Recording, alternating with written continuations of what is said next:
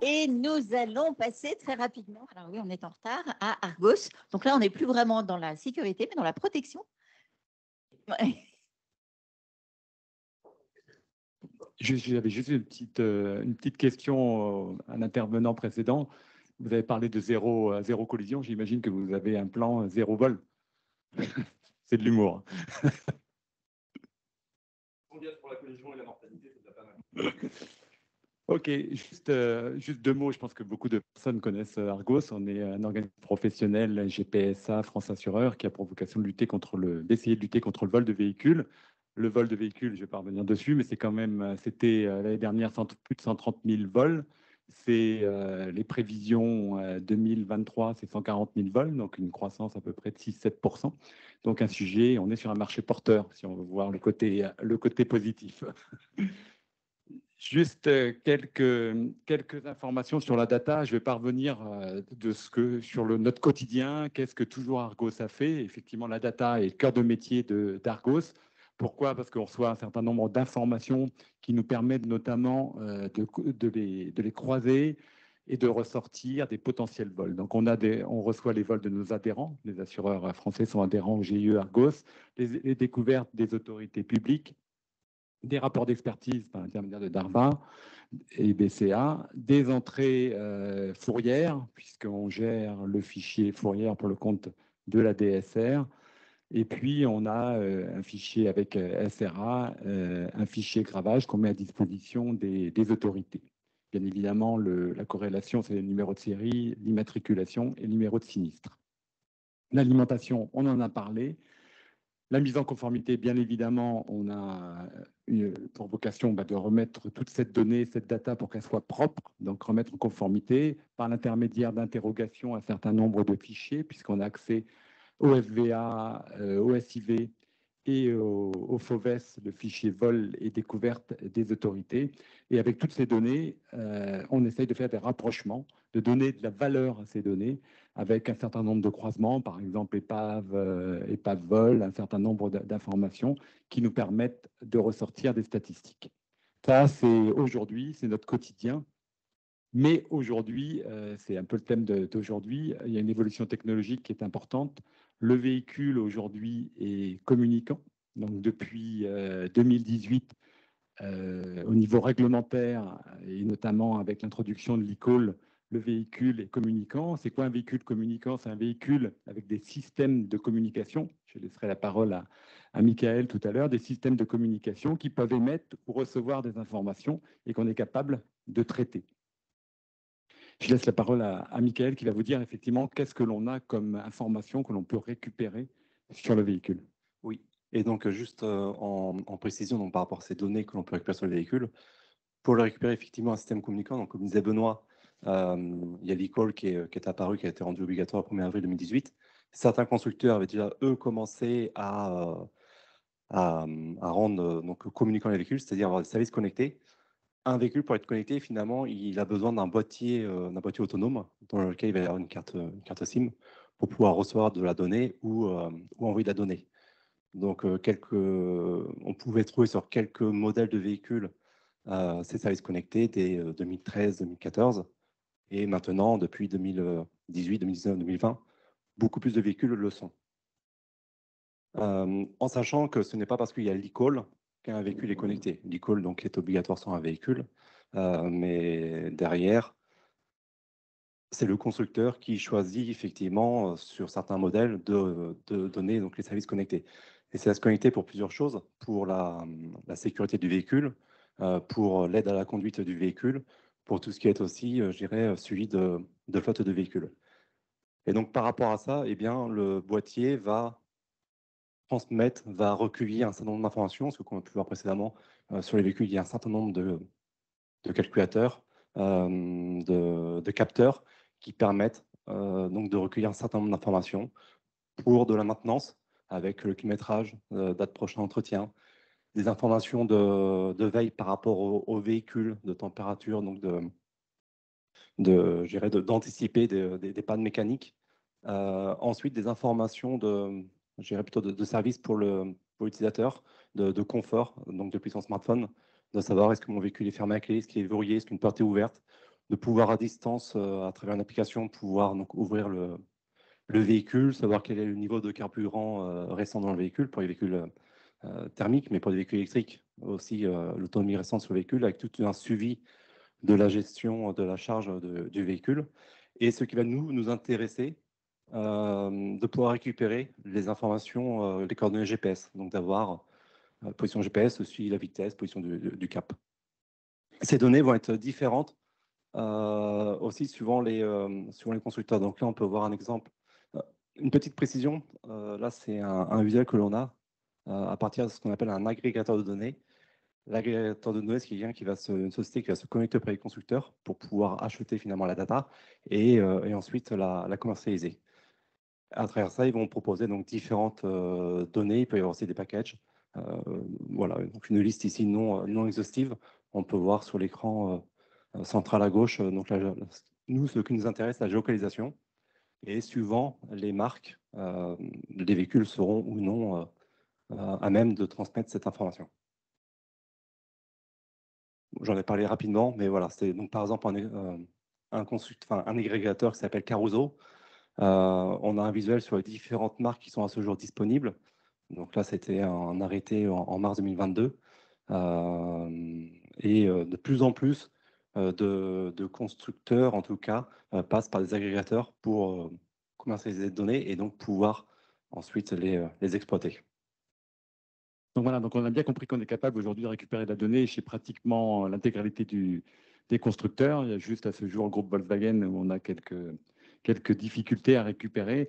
Mais le projet et le pilote que l'on a fait chez Argos pendant 1 an, c'était d'utiliser ces points de localisation pour lutter contre le vol de véhicules. Donc bien évidemment, l'objectif, c'est de diminuer ce risque vol. Ce n'est pas l'ensemble des véhicules, parce que tous les véhicules, vous l'avez bien compris à travers les explications de Michael, tous les véhicules ne sont pas connectés, n'ont pas un boîtier de connexion. On estime à peu près, en 2025, à peu près 35% du parc qui sera équipé d'un boîtier de communication. En sachant qu'effectivement, le potentiel, on a à peu près 45 000 véhicules par an qui ne sont pas retrouvés. Et c'est sur ces véhicules que l'on essaye de récupérer ce boîtier de communication. En sachant que malheureusement, les voleurs sont quand même assez inventifs, hein. Ils s'adaptent à la technologie et qu'aujourd'hui, il est, chez certains constructeurs, assez simple de retirer, d'arracher le boîtier de communication. Ce qui fait quand même des risques, même en termes de sécurité, puisque si on arrache le boîtier de communication, on n'a plus d'e-call. Ça peut être un petit peu gênant. Voilà, celle-ci. Voilà ce que le projet d'Argos. On va vous dire effectivement les résultats que l'on a obtenus à la fin de ce projet et comment on va le déployer à l'avenir pour pouvoir lutter contre le vol de véhicules. Et je laisse la parole à Michael. Par rapport à notre plateforme de géolocalisation, donc nous, on passe par des agrégateurs de données pour être connecté au véhicule. Et ensuite, on récupère la donnée. Pour la rendre exploitable, c'est-à-dire l'avoir sur une cartographie, on passe par une société qui s'appelle Everywhere. Et donc, ça nous permet d'avoir sur une cartographie de transmettre les positions GPS dès que le véhicule est en mesure de transmettre une première position. Il faut savoir que cela va être, le temps d'activation va être différent suivant les constructeurs. Déjà, finalement, si le véhicule a déjà des services connectés d'activer, s'il les a, de suite, on pourra obtenir les données. Dans le cas contraire, eh bien, il va être nécessaire qu'il y ait une mise à jour qui soit faite entre le constructeur et le véhicule. Pour cela, il faut que le véhicule soit utilisé, il faut que le moteur soit démarré pour pouvoir faire finalement la connexion, faire le lien. Et ensuite, juste à titre d'information, des technologies un petit peu différentes de remontée de position. On a certains constructeurs qui vont nous permettre d'avoir des positions en temps réel avec des délais plus ou moins longs. Ils sont de plus en plus courts les délais sur les véhicules très récents, de l'ordre de 1 minute à 2 minutes. À l'inverse, des modèles qui ont 4-5 ans, on va avoir des délais de 5 minutes. Le délai, pour nous, il est important parce que dans le cadre d'un véhicule en déplacement, si les autorités veulent pouvoir intercepter le véhicule en circulation, il est important que ce délai soit le plus court possible, parce que forcément, si l'équipage qui est en chasse après ce véhicule a un retard de 5 minutes, bon, c'est assez compliqué. Et certains constructeurs, eux, ne nous permettent pas d'avoir des positions en temps réel. C'est uniquement à l'arrêt du moteur où le véhicule va remonter à la dernière position. Donc là, c'est juste en visuel, voilà, les derniers véhicules qui nous ont remonté des positions avec un visuel Europe. Et là, ce qui est intéressant aussi dans le cadre du test, Nous souhaitions voir déjà si le véhicule était en mesure de communiquer, on le savait en France, mais en Europe. Mais est-ce que c'était aussi possible, notamment en Afrique, parce qu'on est confronté à un marché vol qui est de plus en plus international, avec une forte exportation, notamment en Afrique. Et donc, on essaie de mettre tout en œuvre, bien évidemment, pour éviter que ces véhicules quittent la France, quittent l'Europe. Mais dans le cas où le véhicule, c'est trop tard à quitter l'Europe, de pouvoir ensuite aller les chercher là où ils se trouvent. Et là, simplement pour vous montrer un petit visuel où on a donc une cartographie qui nous permet d'avoir une vue satellite, une vue rue aussi, et un suivi très précis des déplacements du véhicule. Donc ça, c'est des points de géolocalisation et le tracé, effectivement, de la personne qui utilise le véhicule. Ces informations sont bien évidemment transmises aux forces de l'ordre pour un suivi en temps réel, puisque l'objectif, c'est de donner l'outil aux forces de l'ordre pour qu'ils puissent suivre eux-mêmes le véhicule et aller intercepter le véhicule. Juste un exemple pour partager. Alors, il y a, au niveau de la mise en page, il n'y a qu'une slide. Normalement, il y avait des cartographies, mais je ne pourrais pas les afficher. Là, c'est un exemple, je dirais, qui faisait partie des premiers cas et qui était pour nous intéressant, mais qui est devenu maintenant un peu courant parce qu'on en a fait beaucoup depuis. Mais on a activé la géolocalisation. Petite précision, là, on voit J+7. Donc, Argos a recueilli le consentement du propriétaire. Et effectivement, pour pouvoir nous utiliser la donnée du véhicule, eh bien, il nous faut l'accord du propriétaire. Une fois reçu son accord, on a donc fait le nécessaire pour activer la géolocalisation. On a une première position qui nous est remontée sur la partie quartier nord de Marseille. Mais ensuite, le véhicule donc, est rentré dans un parking privé. Il n'a pas été possible d'intercepter le véhicule à ce moment-là, étant donné sur un parking privé. De suite, tôt le lendemain matin, on a eu l'information que le véhicule se dépassait. Et assez rapidement, on a pu faire intervenir les autorités qui ont suivi le véhicule. Et le véhicule est arrivé au port et donc à embarquer en suivant sur le bateau. Et chose intéressante, on a pu intervenir, contrôler le véhicule, attester que le véhicule était bien le véhicule volé. Pour la petite histoire, comme ce véhicule est déjà embarqué sur le bateau, on n'avait pas d'autre choix que de le laisser partir.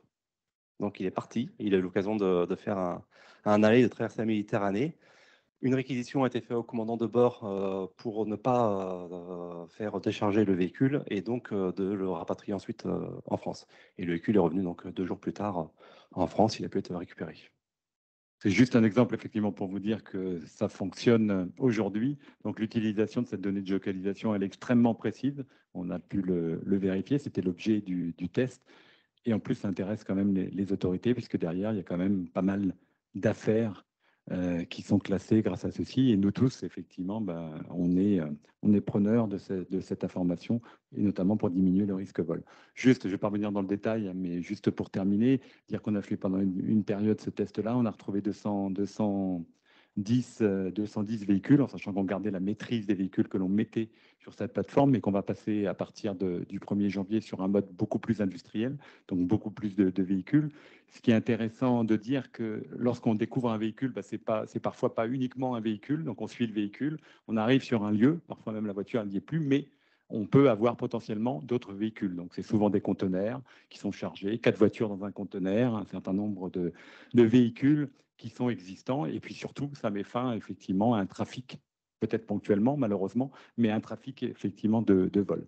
Et pour nous, assureurs, ce qui est important également, c'est la valeur du véhicule volé retrouvé, puisque une valeur normale d'un véhicule volé retrouvé est à peu près de 5 000 €, et qu'avec la récupération d'un véhicule géolocalisé, il est près de 19 000 €.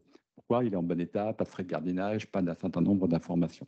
Donc quelque chose effectivement qui dans tous les sens, effectivement, profitable pour l'utilisateur. Aujourd'hui, effectivement, se faire voler un véhicule, c'est des délais, c'est des coûts supplémentaires pour récupérer un nouveau véhicule. Nous, assureurs, s'assurer qu'effectivement, il y a un service client derrière, d'accompagnement sur le vol de véhicules, de prise en compte du vol et d'essayer de trouver une solution pour le vol. Donc, je pense que toute la chaîne a tiré profit, effectivement, de ça, et c'est grâce à ces évolutions technologiques qu'on peut le faire. Voilà, je ne sais pas s'il y a des questions. Merci. Je me permets peut-être d'apporter une petite précision sur un chiffre que vous pouvez voir au centre, qui est le taux de récession de position, donc qui peut surprendre. Ça, c'est juste pour rebondir sur un point qu'a dit Benoît. C'est vrai qu'à ce jour, les boîtiers autonomes se trouvent sur des véhicules accessibles sur le véhicule, en moins de 30 secondes, possibilité est enlevée, notamment pour des besoins de maintenance parce qu'ils ont à l'intérieur une pile. Et l'idée, c'est donc de faire en sorte, du moins de faire savoir aux constructeurs pour espérer à court terme gérer un positionnement de ce boîtier sur un endroit un peu plus difficile d'accès pour éviter que les voleurs puissent aussi facilement, donc certes voler le véhicule, mais en plus enlever le boîtier et derrière donc perdre toute chance de le retrouver. En tout cas, d'éviter de retrouver un boîtier sur la voiture. Une question de Bruno Le Maire. pardon, Mickaël a répondu à la question avant même que je lui pose. Donc, non, la crainte qu'il y avait, effectivement, c'était est-ce que les voleurs ne sont pas en capacité de démonter les systèmes de géolocalisation. Un voleur s'adapte toujours, donc le 100% n'existe pas. Mais effectivement, c'est la diminution et essayer d'anticiper un petit peu ce qu'il va faire. Une question là.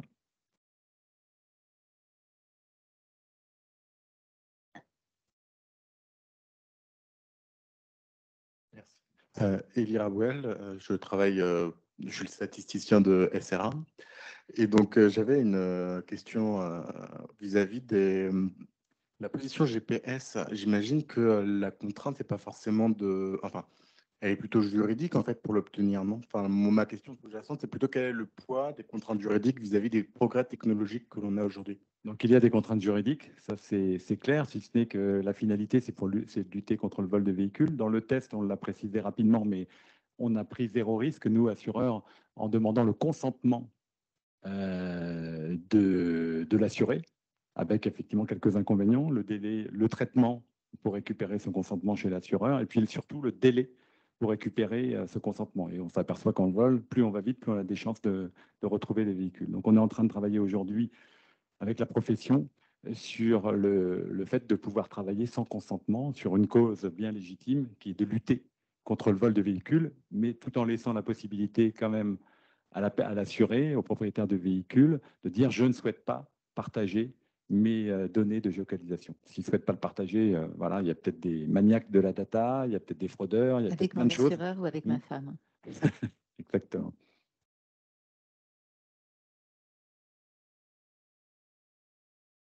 S'il n'y a pas d'autres questions, on vous remercie beaucoup. Merci. Bonne journée.